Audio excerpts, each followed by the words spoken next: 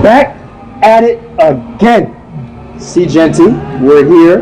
Another episode where I get to bring in a phenomenal guest to break down different perspectives. Because again, my voice is great, my perspective is great, but it's so much better when we can compound and layer these experiences with other very productive Haitian American, Haitian Chilean, Haitian Canadian, Haitian whatever, will come back in the country, sleeves rolled up, ready to do work just like you all want to do work, to share their experiences with you so you can execute and do the same thing. In this episode, man, it's really gonna be a good one, to have a very good friend, a friend that has so much to share with you guys. His name is Johnny Celestin. Johnny, welcome, the one, the only, who's had so many experiences, both stateside and here in Haiti. Particularly, his biggest drive right now is Clé Haiti, an organization that's focused on empowering youth entrepreneurship, youth idea engagement and involvement in whatever capacity that they want to do it, from agro to politics to business. But nonetheless, he's had a storied history here in Haiti as he's worked in the public administrative sphere, and I'll let him break down what he's done because he'll do it so much better than I could. Drawing from his great private, public, and entrepreneurial experiences in America. So, Johnny, listen, thank you so much. Thank you, my friend, for coming, being part of the show, and giving these folks a chance to hear from you. So how are you? I'm well, man. I'm well. Despite the challenges, I'm doing good, man. I'm doing good. How are you? Good. You know, we've recently had some issues with, the country. And to say we're shooting on February 9th. The 7th just happened. We just had an anniversary of our democracy, and we did it the way we should do it, which is by folks voicing their concerns with how things are going in the country. But certainly that made things a little tricky in terms of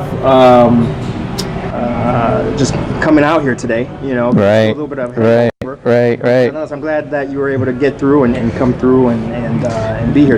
Whether I could drive, walk, take the bike, I would be here, brother. So I would miss it. because I'm a fan. Yes. I registered. I'm a YouTube member. So I'm awesome. Absolutely. Cannot not do it, brother. So break down. Who are you? Let these folks know. Who are you? So, who am I? I am Haitian. I am Haitian American. Born in Haiti. I left when I was 13 years old. Spent my formative years in the States, and so I spent about 35 years in the States, primarily in New York. And so I've been in New York City for about 25 of those years. Went to undergrad at Iona College in New Rochelle, New York, and then did my graduate work at New School University in Manhattan. As you mentioned, we'll go into a bit more detail, but started out my career in the private sector. Subsequently, went into entrepreneurship. And as things would have it, went into the nonprofit sector, and then Haiti happened while I was in the sector, and came back immediately, and have been here for a little bit over 8 years now, and had the opportunity to work at the highest level of government here for about almost 3 years, 2.5 years plus. And then, went back into the nonprofit sector as the executive director of the Center for Haitian Leadership and Excellence. So that's a brief synopsis of, 53 years of experiences that I bring. And so I bring a lot of different perspectives. 53 years of experience, guys. This guy doesn't look like he's packing 53. He's packing 20 years of experience.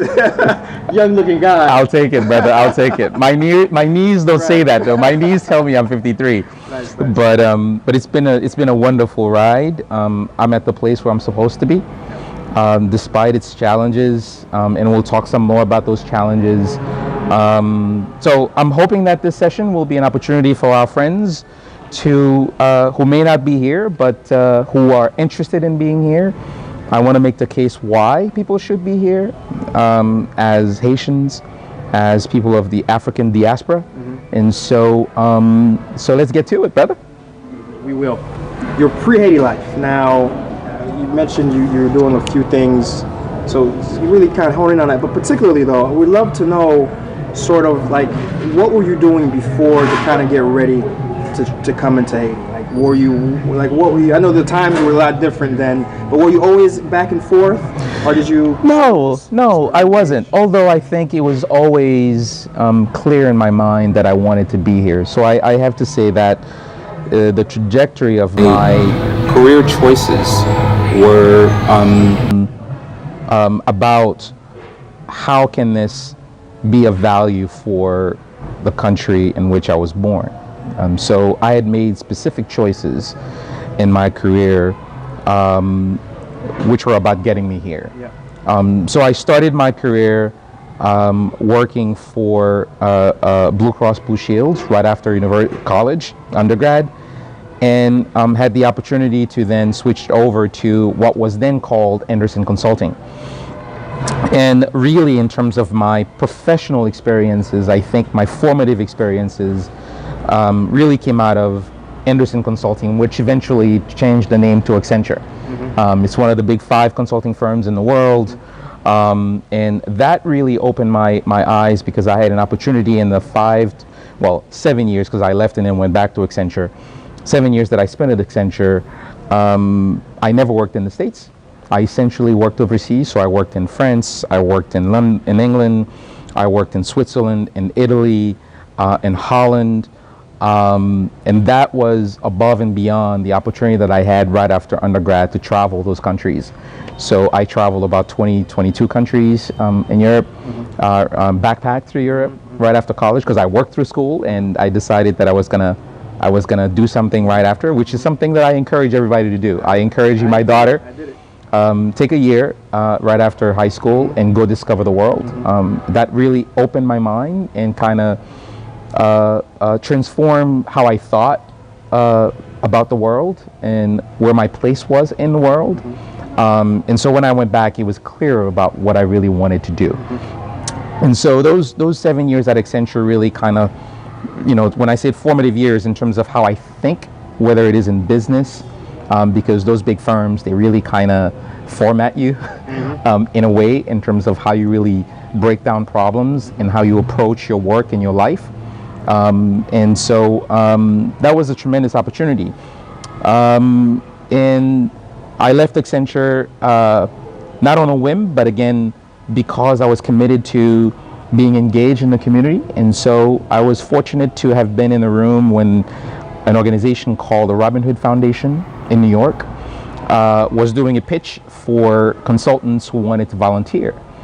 And I took them up on it. And so I volunteered at the Robin Hood Foundation and was given an opportunity to take a year off at some point at Accenture to do whatever I wanted, go back to grad school, do whatever. And I took that opportunity to actually go to work for Robin Hood to help them develop a strategic plan for their management assistance team at the time, to expand the work that Robin Hood does. It's an amazing organization. I think people in New York know about it, because if you don't have the Robin Hood sort of seal of approval as a nonprofit in New York, you haven't made it yet, because the Robin Hood Foundation is a sustained supporter of good work. More importantly, it doesn't give money for programmatic work, but it also supports your operational needs, because it recognizes that you need to have a good operation to do the programmatic work that you need to do. And so part of the strategy that we developed was how do we accompany those nonprofits that we supported programmatically to actually have a strong operation. So I was responsible for everything from technology to legal, to strategic planning. So everything that sort of an organization needed to actually be more productive and respond better to the people that they were serving. And so after the year, I was supposed to go back to Accenture. In the interim, I got married. My wife moved from France, who I met while I was working in France.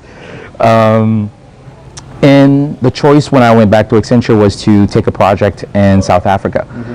And, you know, being newlywed and all that kind of stuff, it did, you know, on the one hand, I had Robin Hood who said, we'd love for you to stay and help us implement this plan. On the other hand, I had Accenture who said, we just give you a year off. We need you to come back and make us some money. I went with Robin Hood.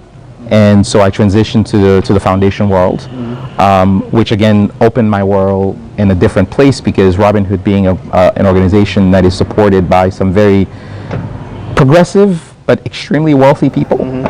It's the per ratio quota of billionaires, real dollars, was very high.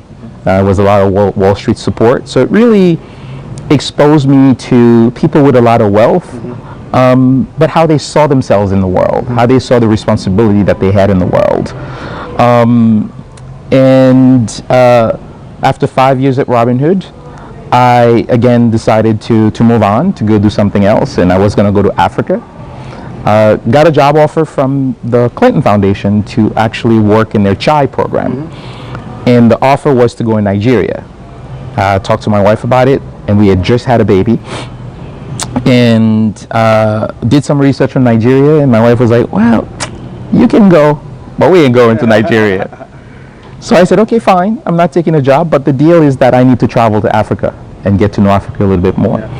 So I took leave from Robin Hood and decided to travel in Africa. I was going to spend 6 months in Africa. 2 months into the trip, and so I did a few countries, and had a death in the family on my wife's side, and she didn't want to bring the baby to France, so I came back home and found myself with time on my hand and decided, okay, so what am I going to do now? I had always had this dream of starting a cafe. In the interim, I forgot to mention that I had started a consulting practice, which is a business that's ongoing. I had started a real estate firm, which is a business that's still ongoing. And so now it was time to make the dream of starting the cafe real.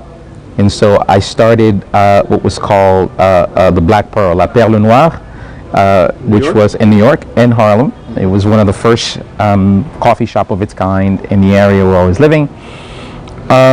Learned a lot. It was hard work. Probably one of the hardest businesses that I had gotten into. And as I started that business, got a call from a headhunter who said there is the CEO of a foundation called the Atlantic Philanthropies, which was started by someone called Chuck Feeney. Chuck Feeney is the one that started Duty Free. I became a special project executive in the CEO's office, helping him. And so I was doing both at the same time. So I was doing a full-time job, working for a CEO and running the restaurant at the same time. So I was really, it was a tough time. I'm living that life right now. It was a tough time, brother. It was a tough time. Just running a restaurant it wasn't a full-fledged restaurant. It was a cafe. So we sold, coffee, tea, chocolate. We bought coffee from Haiti. And so it was fun. I loved it. But it was a 7 days a week kind of job and tough. Anyway, while I was there, 2.5 years into that job, earthquake happened. My mother was here, and so the next day I was on a flight to Dominican Republic. The following day I was in Haiti. I spent 2 weeks here after the earthquake, and I went back home, and my wife said, "You're gonna go back to Haiti, aren't you?" Because when you've been talking about Haiti for so long, when that moment happened, that's when the rubber meets the road. So this is the moment to say you need to act, right? And so within 2 months, I had resigned from my job and I started a foundation and with the Rockefeller Foundation and was in Haiti. I was in Haiti supporting farmers, particularly cooperatives, because I felt that given my experience and my skill sets, that's the place where I could be most productive, because I firmly believe in agriculture in Haiti. The perspective that I have is that while agriculture is not Haiti's future. There is no future without agriculture. And so this is a place where I thought I could contribute, so that's what I did. So this brings me back to being here. My family joined me, my wife, my daughter, lived here for 6 years with me. My daughter and my wife just moved back to the States because my daughter is now in high school and she wanted to go to high school in the States. And so I'm still here. And we can talk about that experience, about what Haiti has taught me in the last 8 years. Yeah. And so that transition, I know it was a unique time with the earthquake, but what advice would you give folks trying to transition that you learned from your transition from Haiti to America?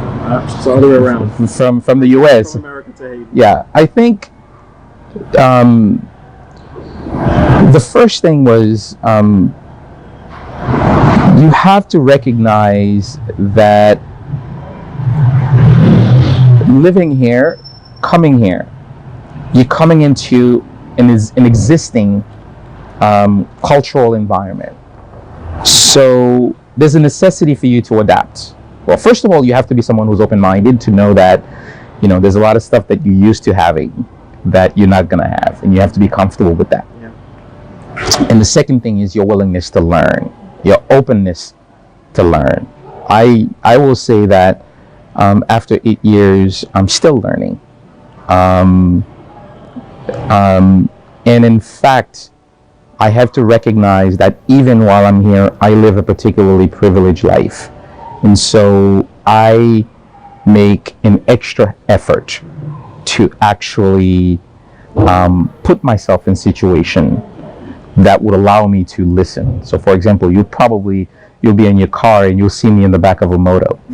You'll see me on the back of a tap-top. And you wonder, what the hell is Johnny doing in the back of a tap-top? There's a particular experience. One that I love to share is, I used to be one of those people who said, why are people drinking, water out of the little bags, because it's bad for the environment and all this stuff, I used to say it. And then I took a tap-top from Delma, where I live, to Portail Leogan, and then I went into a tap-top from Portail to Carrefour. So I'm sitting in the back, in the heat, poussière, lots of dust, hot. I'm like, I'm dying. So what do? Guys walking by, peut-être sachet de l'eau pour moi, you know what I mean? It was a lifesaver, right? It was a lifesaver. I drank one, right? I pull one over my head, I saved the third. Yeah. So now you're going to say, well, you need to throw it in the garbage, you need to do this. I did put it in my pocket, but I realized that not everybody has that instinct, right? And so you need to put yourself in the condition, in the position of other people to say, oh, wow, this is what it's like, right? Because I brought my car from New York to Haiti. So I've always been in my car. My car is air conditioned. You have to be willing to put yourself in difficult places. You'll see myself at different barbershops. Most of them are not the barbershops you would expect to see me. My barbershop, the guy has little wooden metal. Exactly. Okay? I do that because that's the place to get a feel for what's happening. Okay? God gave you 2 ears and 1 mouth for a reason. Listen twice as much as you talk. Right? And so I go to these different places to listen. I have to admit also that because of the way I look, because I'm a man, a black man, which unfortunately for our sisters is a bit more difficult, but they could experience in different ways. I'm able to put myself in these places to dress a particular way and go downtown and blend in and listen and learn. I go to every protest because it's another opportunity to listen, to learn, to get a feel for when shit's about to pop. Really? Take me to the next one, because this past one, I'm too far away, too far removed. So I know, man. It's the thing is, it's kind of like if you go out to clubs all the time. you know when the temperature in the club changes, right? You know something's about to happen because you're used to it. You just have a sixth sense about this. It's about to go down. So let me just figure out, you know.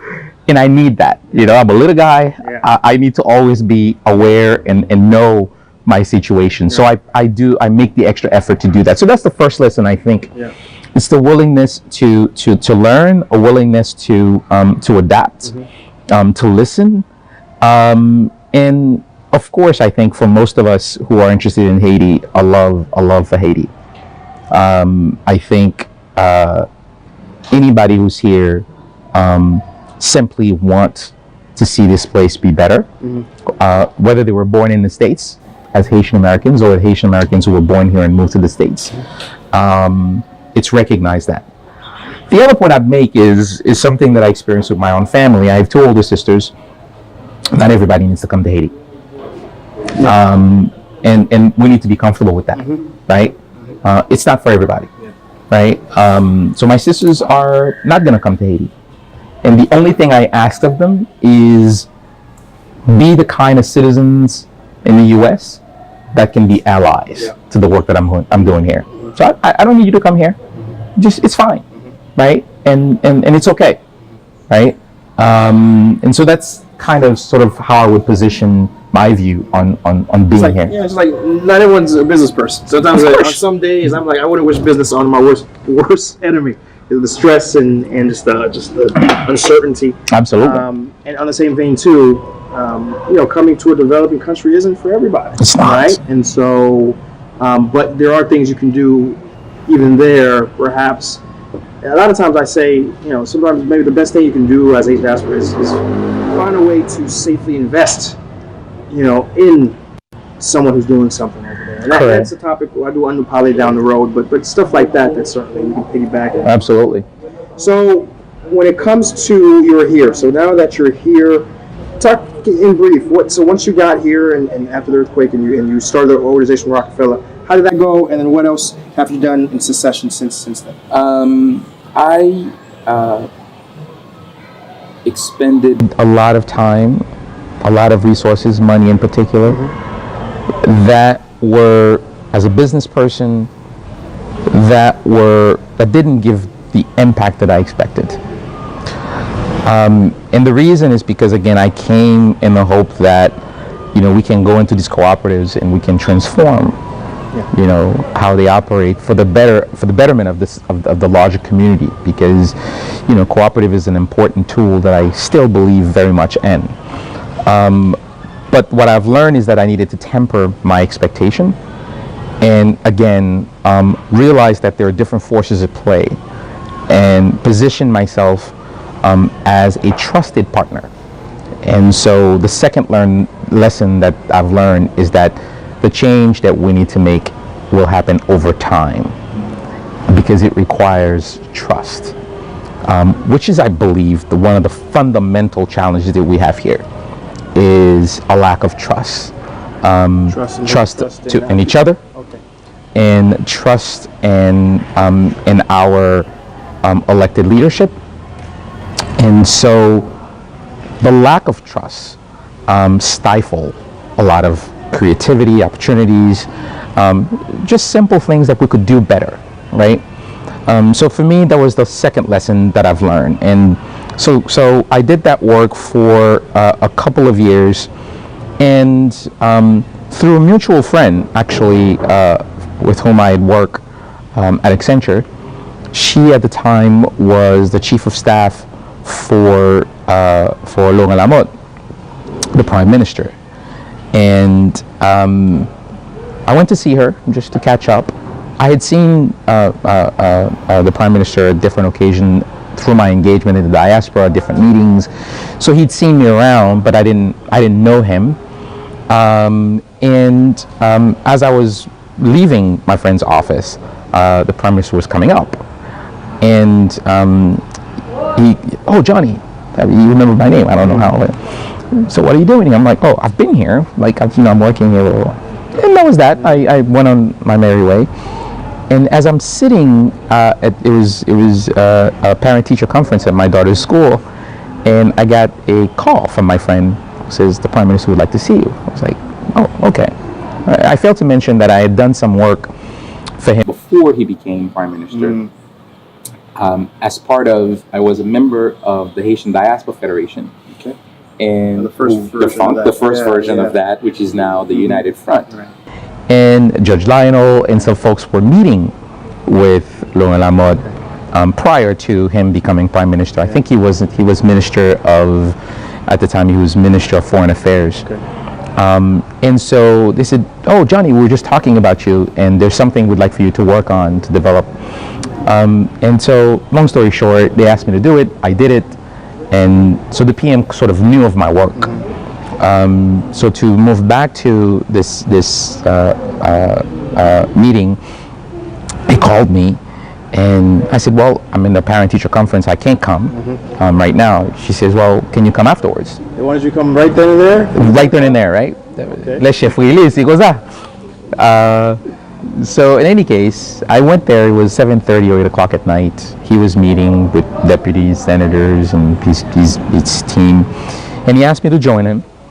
And essentially, while I was sitting there, he asked me to join his team, which I did as a consultant. And a few months later, my friend who was a chief of staff resigned. And within 6 months, I became the deputy chief of staff with another brother who was back and forth from the States, who became chief of staff, and I was deputy chief of staff. And so I spent 2.5 years until in government as the deputy chief of staff at the Ministry of Planning, as well as a member of the Prime Minister's cabinet, which exposed me to some reality that I would not otherwise have seen. So very often, if you see my exchanges on Facebook, I bring multiple set of experiences as a citizen, as an entrepreneur, as someone who has worked in government and understand the challenges of governing and of sort of setting public policy, and as a progressive who believe in change in Haiti. And so sometimes these various experiences are at odds, are in conflict with each other. Do you work with this government, or do you stand in opposition? Is it more valuable to be on the outside yelling, or do you kind of say, okay, somebody has to step in, and in every conflict there has to be discussion. So do you sort of take the position no talks, or do you so it's always sort of a constant evaluation of how do I interact and how do I engage. So two things let me key on. First, is there any particular thing that the Prime Minister did that you had a very close association with? And secondly, once you were finished, what is your perspective now that you are on the other side of that?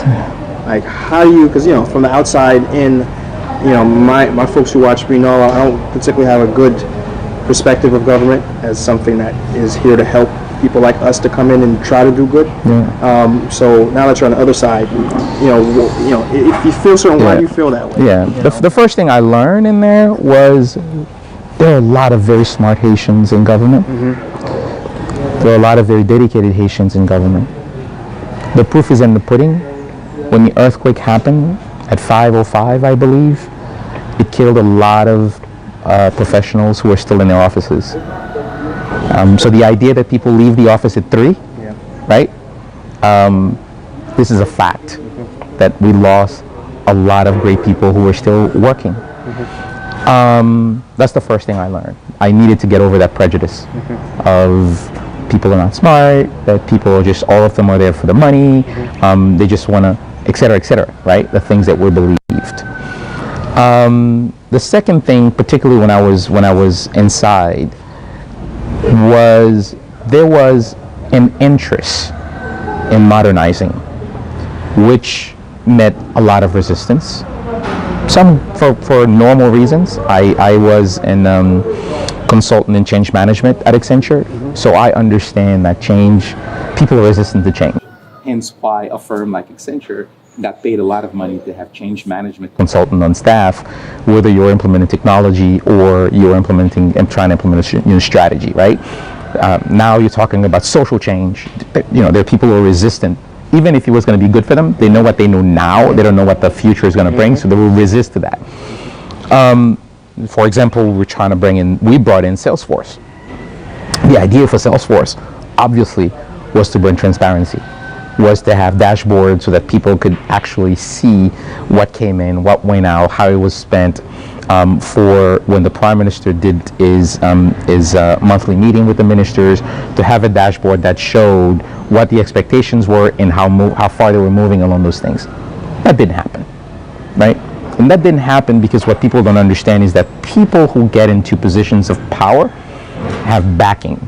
And the idea that and I went with the idea thinking that the Prime Minister says something or the President says something, it's going to happen. Does not work that way, right? There are a lot of people in the chain to make it happen.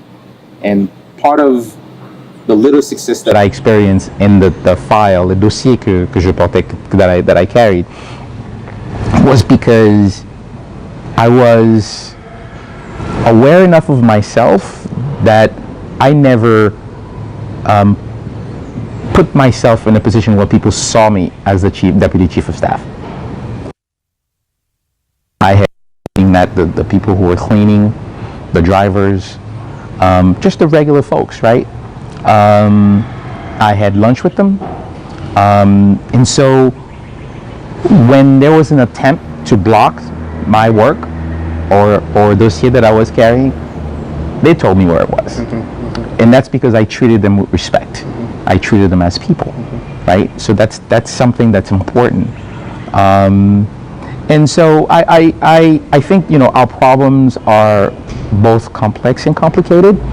But I think, again, as I said earlier, I think at the core of it, there's a challenge of trust. There's more to it, but I think fundamentally there's a challenge of trust among us, and which is why the work that I'm doing now of who we are as people is going back to make Haiti great again. Just for our folks who don't know, Combit. Yes. Well, Combit is essentially when back in the days people were working the land, and one person obviously did not have enough resources to pay for other people to help them do the work. They did a Combit where their neighbors would all come in and help, right? The Israelis call it a kibbutz, for example, right? So it's a communal work. People come in. All that the person has to provide is, in the morning they'll give you bread and coffee, and then at lunch they give you lunch, and everybody work, knowing that, making the area. I work for you, but when it's my time to work my land, you work for me, right? Or you help me as well, right?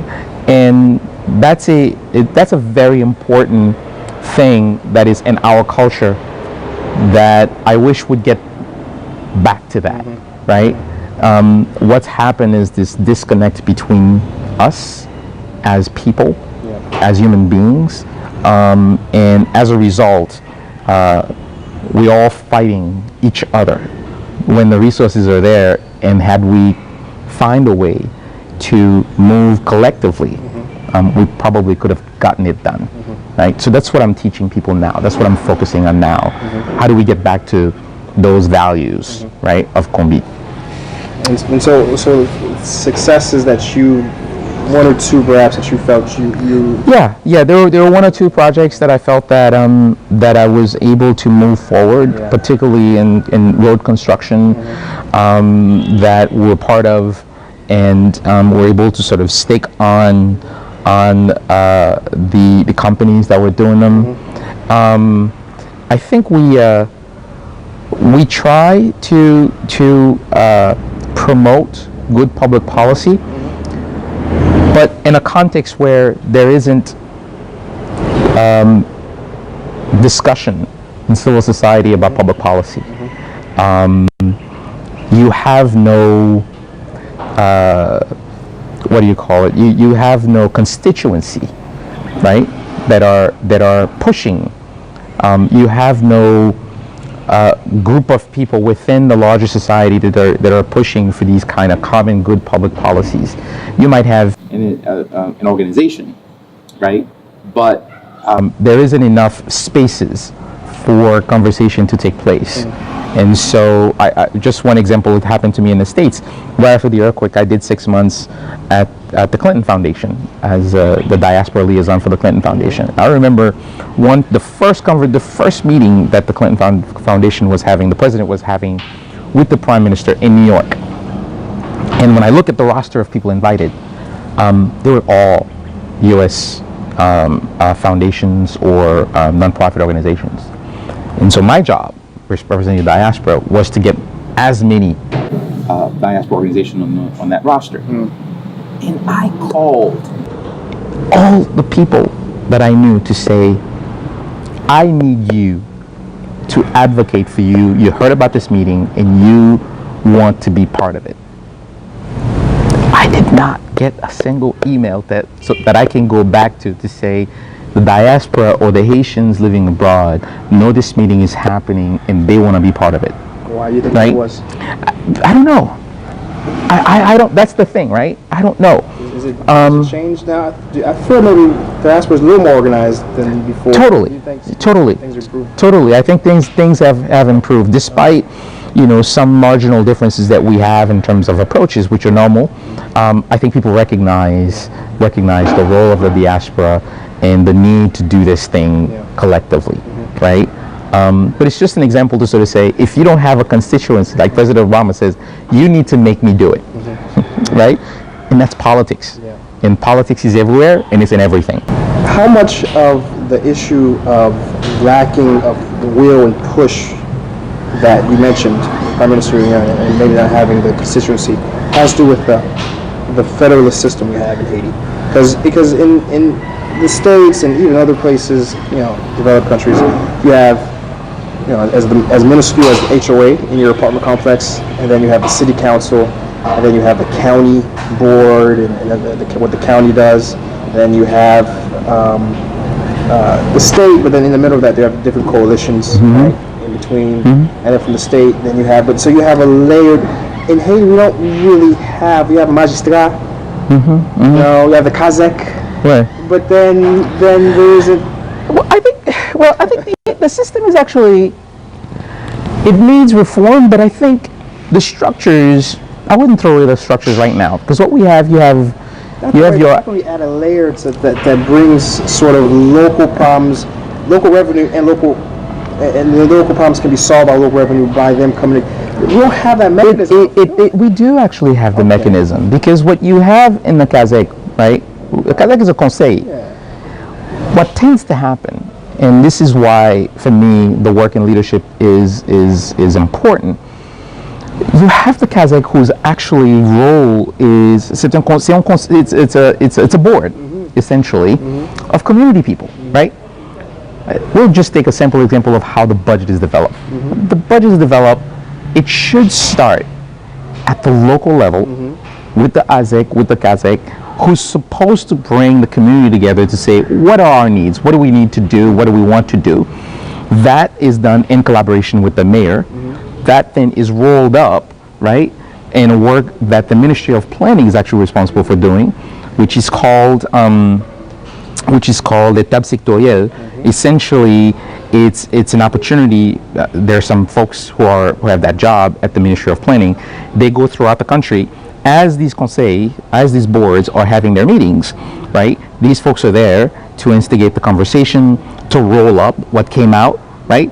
And then as the process go up the layers, they kind of get summarized, right? Until they get to the ministerial level, where then there's the discussion about, okay, resource allocation, right? Because you have to have the top down and the bottom up, and they need to come to meet, right? Because the top down is, there's a certain level of resources that we have that is capped, right? So there's all of these things that at the grassroots level that people want to do, and then it has to meet with reality. What can we do, really, right? It gets lost because That's how the process is supposed to work, but very often it doesn't work that way. It's just a few people who said, we'd like to do a road, we'd like to do a park, we'd like to do, you know what I mean? Like, it doesn't reflect the reality of what people actually would want to do. And so I serve on the community board in Harlem, and I always wondered, what is our role as a community board, right? And then I realized the community board is a space for the actual, micro community that I live in, have an opportunity to have a say in what happens. And so a city council member will not go against, or very rarely would go against, the recommendation of a community board, because they know that what comes out of the community board is through a process of community engagement, right? And so I was part of the discussions when Columbia University was moving up into Harlem, right? Very controversial conversations. Politicians are very much influenced by an organization like Columbia University, which is the second biggest employer in New York City, after the city itself. How do you say no to a $3 billion investment in your city? So politicians getting pressure from maybe job creation, investment, and all that kind of stuff, and the community saying we're being displaced.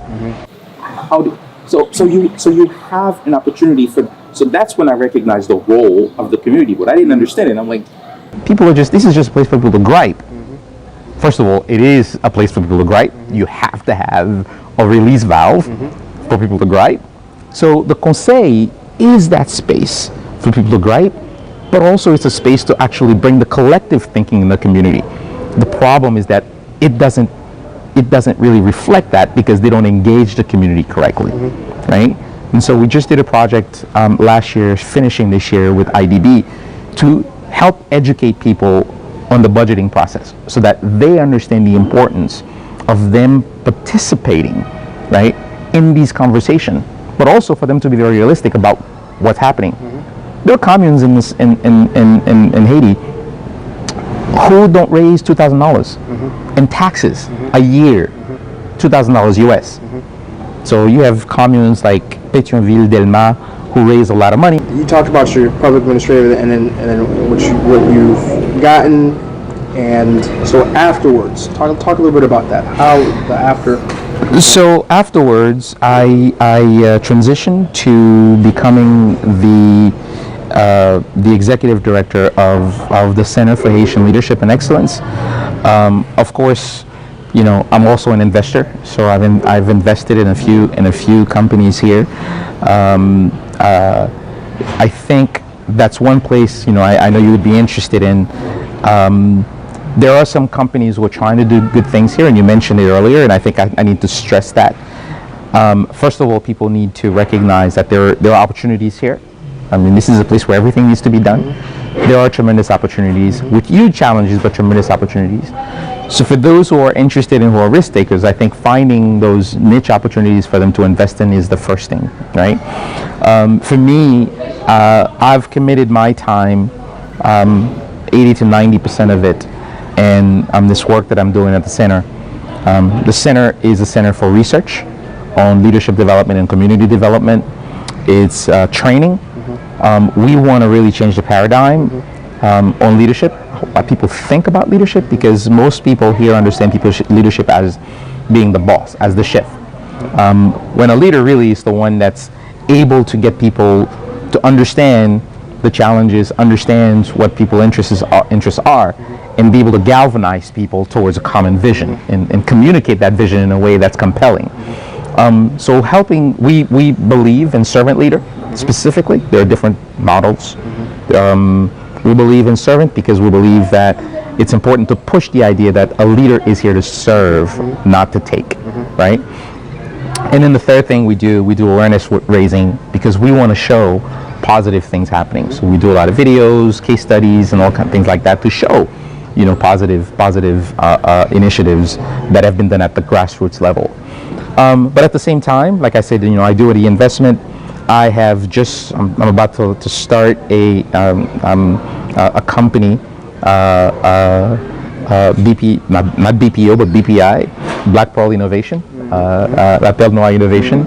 And it's a company that's going to focus on trying to galvanize new ideas and facilitate the launch of these things, because I recognize that it's difficult. We've seen one of your videos. Yeah, 2 years. 2 years. Get registered, and he's SA, and you're still in that process. 3 years in now, right? 3 years in. In 3 years, I was in government actually when I started it, and I did it because I did it the long way, because I believe in sort of the experiential learning, right?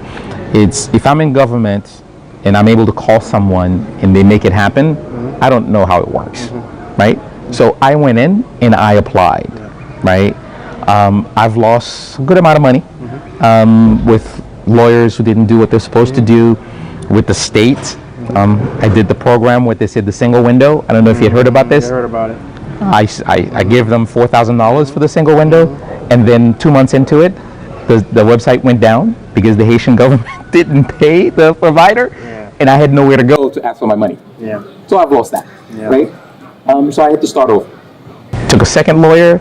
I went through halfway of the process, and then when everything was to be notarized, I gave him the money for it. He never did it. So I went to a third lawyer who picked. So now I've been published. I'm official. So now I'm going through the process of getting the quitus, which you've experienced as well. I see them as great opportunities for me to learn. I could have done it a lot easier, but I would not have known the intricacies of it all.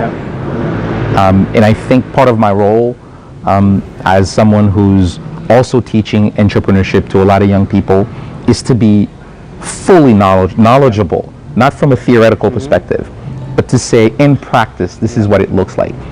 So in practice, I tell these young people, don't think about, a société individuelle or société anonyme as the first place for you to start. You have an idea, commencez la caillou. Start. Just start. Start. First points I start.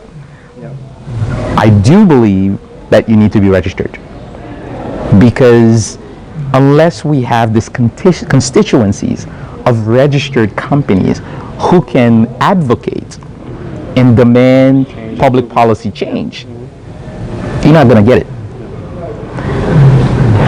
An NGO who can give $1 million in one fell swoop is worth a lot more than 1 million diaspora people who can give $10 each, right? The compounded, the ability to bring one at one time, $1 million has more value than 1,000 people bringing $100 that would give him 10 million. And that's not a Haitian thing. That's just life, right? And so I encourage people to register, to be part of the system. There's no other way, because to the extent that you stand out of the system, then you don't count. So you need to be in the system, whether you start as an association. For young people, I said, I know it's not completely 100% legal to just go to DGI and get a patent, but the states allow you to go and get a patent. Get a patent. Yeah, so you have something you can okay? a big account. So that La Mairie can't come in and shut you down. Right? Now, what I would propose as a public policy is for the government to say, why not try to register everybody? Onti machin, help her get a patent for 100 good. Help her get a patent for 250 goods. And when she go files her taxes, she gets a credit of 150. So that really the patent cost her 100 goods. But you get her in the system. Get a barbershop to get a patent for 1,000 goods. And then take 900 of that, right? And say, I'm going to put you in the insurance. That's funny, because as an economist, that kind of helps with the transition of getting the informal economy to the formal economy. Absolutely. Potentially a very cheap, easy way to improve the GDP. Right? By absolutely. People are being counted, now they're counted. Absolutely. Right? And so you could bring people into different in the system in different ways, right? Because if I have 10 million people today, let's just 6 million are active people. Let's say there's 1 million people who do have all the legal stuff. 5 million don't. If I can get each to pay 250 gourds. I give them back that 250 gourds in a service that I would one of them to be part of, but because they thought it was too expensive, but as you know, the more people I have in it, let's say insurance, right, the easier it is for me to manage that. So yeah, 250 gourds, it's manageable for most people, right? For government, I'll keep 50 gourds and 200 I'll return back to the person. It's a win-win, right? So these are the kind of policies that I think we need more people in the system to advocate for them, as opposed to, you know, the way that people run things now. Everybody just go in and launch their stuff, and then they're not registered, or they don't want to pay taxes and all that kind of stuff. It's crazy. So let's speak back on opportunity, because I feel like given your wealth of experience and what you're going into, I think you provide a unique perspective for my audience here. They're coming in. Where are the opportunities? Where do you feel a diaspora coming in right now could have the most impact, or if not the most impact, has the highest chance to employ and be successful? That's an interesting one. I know. I'm gonna tell you, and this is something that's gonna be controversial. But let me start with the reality. You have I think the last EHSC, which is the organization that does the statistics for Haiti, without taking the international community's stuff, right? 60% of your population that's living at the poverty line, right? In as much as my friends in the diaspora don't like the manufacturing sector, right? You need to make sure that people are productive. I know people are saying they don't pay them enough, they don't do this, they don't do that.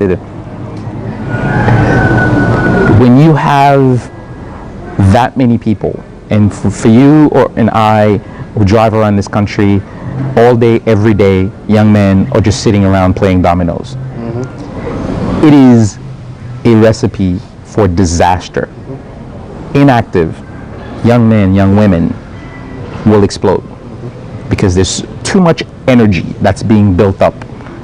You need young people to be working, to get them tired, mm-hmm. to be thinking about, okay, I'm fatigué, I'm bral coucher, samedi I'm bral fêter. You know what I'm saying? Mm-hmm. So you need to get people productive. So oddly enough, there are tremendous opportunities which this government and the ones before are not taking advantage of.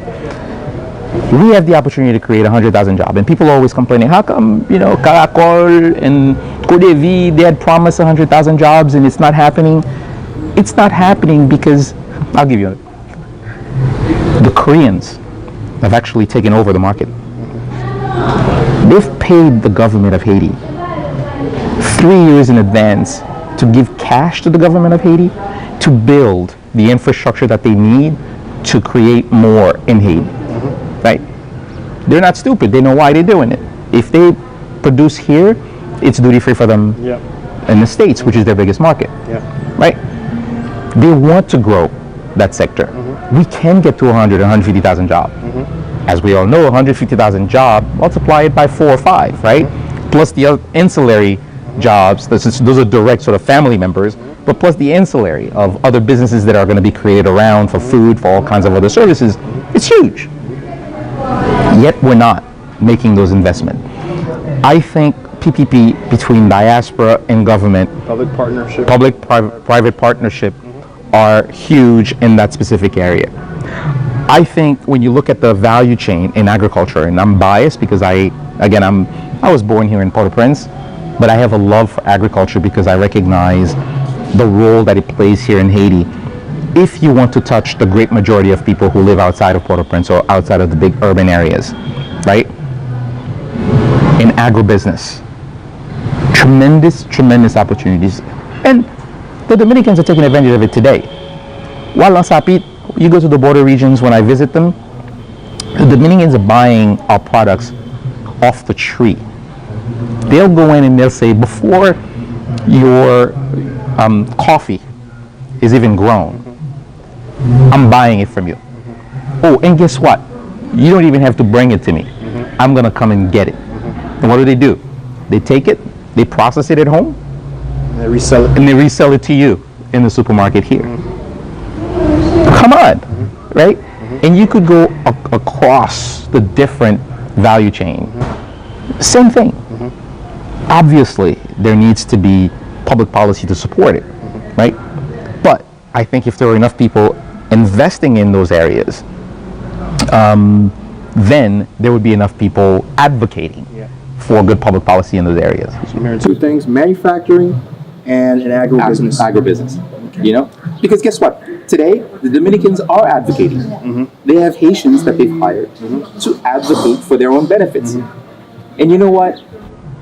Yeah, that's what they should do. They're business people. Right. They're investing their money. You know? Bagay mo rin avec Dominican. They do what they got to do for their country. Right? So I think there's also some opportunities in service. I've met with friends, I think you've talked about BPOs. I think there are tremendous opportunities in that field as well. Parce que Haitians are able to adapt. We're able to pick up languages. I called Microsoft 2 weeks ago. I had a horrible experience with someone, I don't want to sound, someone who had an Asian accent that I could not understand. And I'm thinking, if it was a Haitian on his phone, I would have understood what he said. And I know if I'm making that observation, there are business people in the States who are saying, I don't have a choice because from a cost perspective, I'm gonna do it. But if I had the alternative of a Haitian business, you know, I would invest in the Haitian business to do that. So there are opportunities there as well. Okay. So yeah, I really do implore as much as possible, folks out there, you know, if you can come and do it, but we don't need any more hotels, we don't need more bar restos, we don't need any more entertainment sort of, you know, businesses. We don't need any more bread and breakfasts. We need what you just mentioned, manufacturing. We need agro-businesses, perhaps a BPO.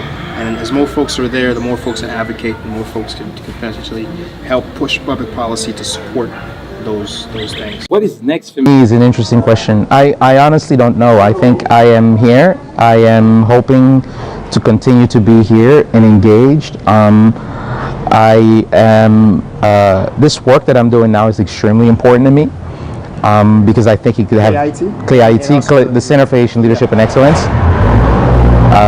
It has tremendous potential to be transformative. That's I'm playing it by ear. I'm here. Like I said, unfortunately, the family had to move back to the States. But not unfortunately. I mean, I think it's a result of the fact that we had to make a choice as a family. My dream,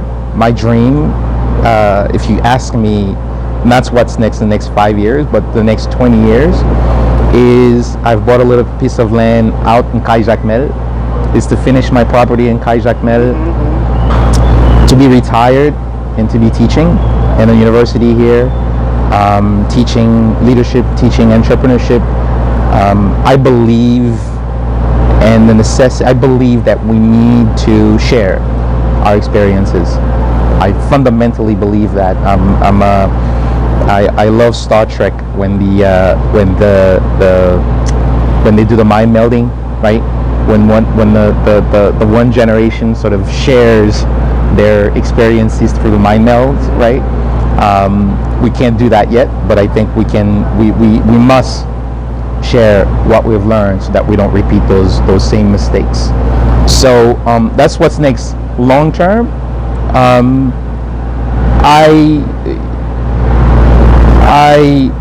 I'm actually open to the world, right? I love Haiti. I want to, this is the place where I feel most alive as a man, as a black male, as a human being. There's something about when my foot is here, you know, I have both feet planted here, in spite of the challenges. This is where I feel most human, most at home. I've traveled a lot of places. I'm comfortable in many of those places, but I'm only home here, right? So I see myself here, ideally for the next 15, 20 years. I hope that at some point, when I'm living in Caille-Jacmel, I could be involved in politics, because I think there's a big fear of politics. There's politics everywhere, and I believe that as a citizen we need to take part in what's happening in the city, what's happening in the states, how policies are made. So in one way or the other, maybe not as a candidate, but I am going to be involved more in politics. What I'm trying to figure out is ensure that I am able to keep the bright red line between the work that I'm doing institutionally at Clay, which is an institution that is non-partisan. I was going to use apolitical. There's no such thing as one being apolitical. As an institution that's non-partisan, I'm sure we are partisan because we're a progressive organization. At least you give the other side a chance. We're non-partisan, so we don't take side. Right. So I need to keep a bright red line between my work as Johnny, the executive director that's doing that work, and Johnny, the citizen, who is not giving up his rights, right, to be engaged in the affair of the city. So more and more, I think you'll hear me involved in that in some ways. More and more, I'll be advocating for my friends in the diaspora as well as here to be involved in that.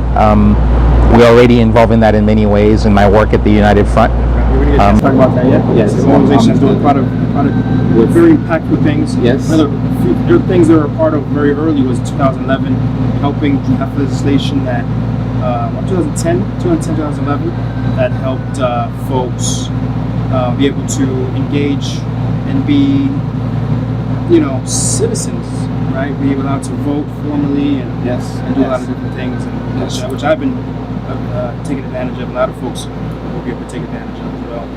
Maybe I'll plug that while you say this, because there's a misconception about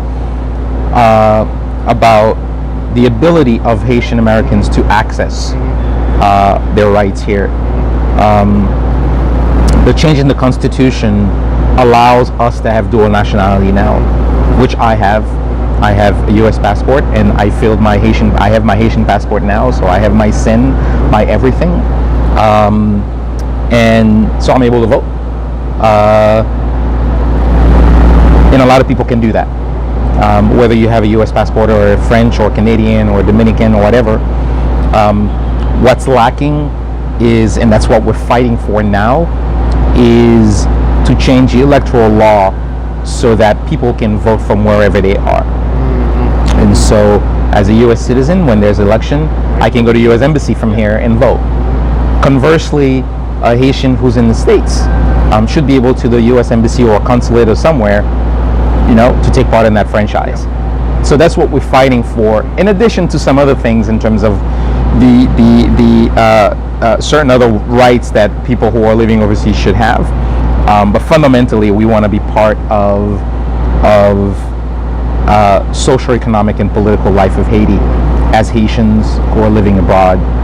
So that's essentially the mission that the United Front has, and that's what we're fighting for. Well, listen, I'm happy that we had a chance to speak. I promise you, this is an episode that I've had to fight back a lot more stuff I wanted to pry out of Johnny. Perhaps Johnny may have to come back so we can add more stuff, because Johnny has so much information that he could partake with us, and I got to be respectful of YouTube and how long we potentially bake this thing. Yes. And so this won't be Johnny's last time.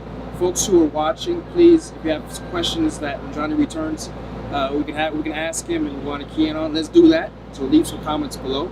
Johnny, thank you so much, my brother, for coming on An Nou Pale. I think you certainly gave folks a perspective that we haven't had here on the show.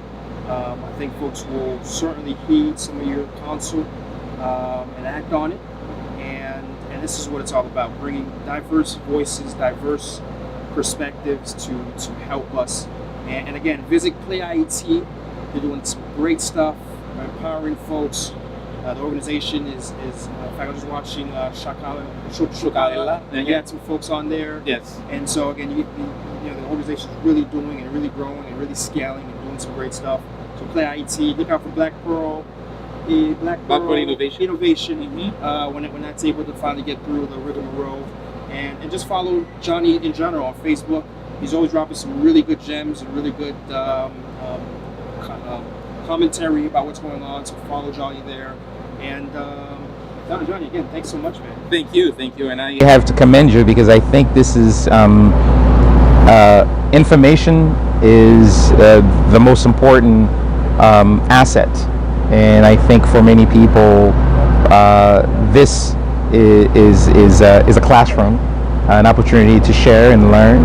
I learned from watching, you know, with Pascal or with some other folks that you've had on, and I hope that folks will take this as an opportunity for them to discover more, to learn more, to engage more, because that's what we're looking for, right? And engage wherever they are, whether they are in the States or they want to come to Haiti. But if you do come to Haiti, don't hesitate to reach out. There is nothing that I know that I'm not willing to share. There's no contact that I have that I'm not willing to share. There's no experiences that I've had that I'm not willing to share. That's number one. So don't hesitate to reach out to your contacts here, and I hope I can be one of them. And I think that's part of my responsibility to the larger community, to be an asset to them as they will be an asset to me. So I thank you again for doing this and for giving me the opportunity to say a few things to our friends in the diaspora. And continue to parler, brother. Yes. All right. We're back at it again. We'll be back at it again.